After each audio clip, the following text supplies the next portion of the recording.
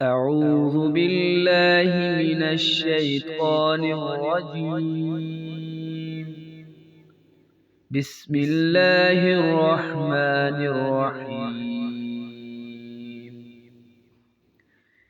يا بني إسرائيل اذكروا نعمتي التي أنعمت عليكم وأوفوا بأهدي أوف بأهدكم وإياي فارهبون. وآمنوا بما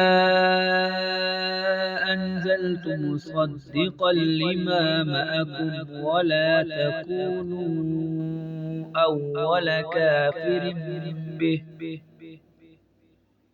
ولا تشتروا بآياتي ثمنا قليلا وإياي فاتقون. ولا تلبسوا الحق بالباطل وتكتموا الحق وأنتم تعلمون.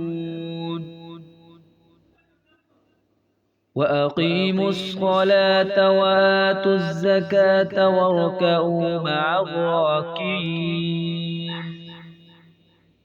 أتعمرون الناس بالبر وتنسون أنفسكم وأنتم تتلون الكتاب أفلا تعقلون.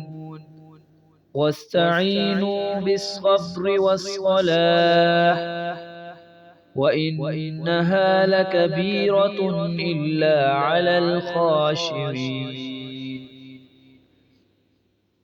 الذين يظنون أنهم ملاقو ربهم وأنهم إليه راجعون. صدق الله العظيم. ترجمہ: اے بنی اسرائیل، یاد کرو تم لوگ میرے ان احسانوں کو جو کیے ہیں میں نے تم پر، اور پورا کرو تم میرے عہدوں کو تو پورا کروں گا میں تمہارے عہد کو، اور صرف مجھ ہی سے ڈرو اور ایمان لے آؤ اس کتاب پر جو میں نے نازل کی، یعنی قرآن پر، ایسی حالت میں کہ وہ سچ بتلانے والی ہے۔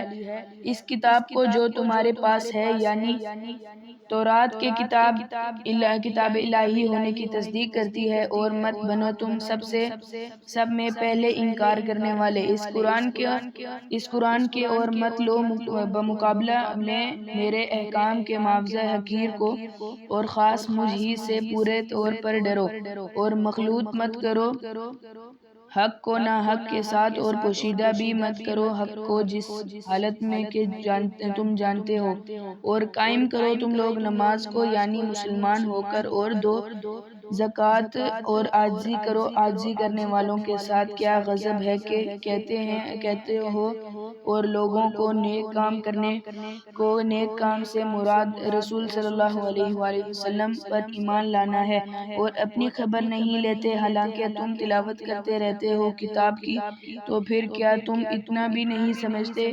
اور اگر تم کو جب مال وجہ کے غلبہ سے ایمان لانا دشوار معلوم ہو تو مدد لو صبر اور نماز سے، اور بے شک وہ نماز دشوار ضرور ہے مگر جن کے قلوب میں خشوع ہے ان پر کچھ دشوار نہیں۔ وہ خاشعین وہ لوگ ہیں جو خیال رکھتے ہیں اس کا کہ وہ بے شک ملنے والے ہیں اپنے رب سے، اور اس بات کا خیال رکھتے ہیں کہ وہ بے شک اپنے رب کی طرف واپس جانے والے ہیں۔ صدق اللہ العظیم۔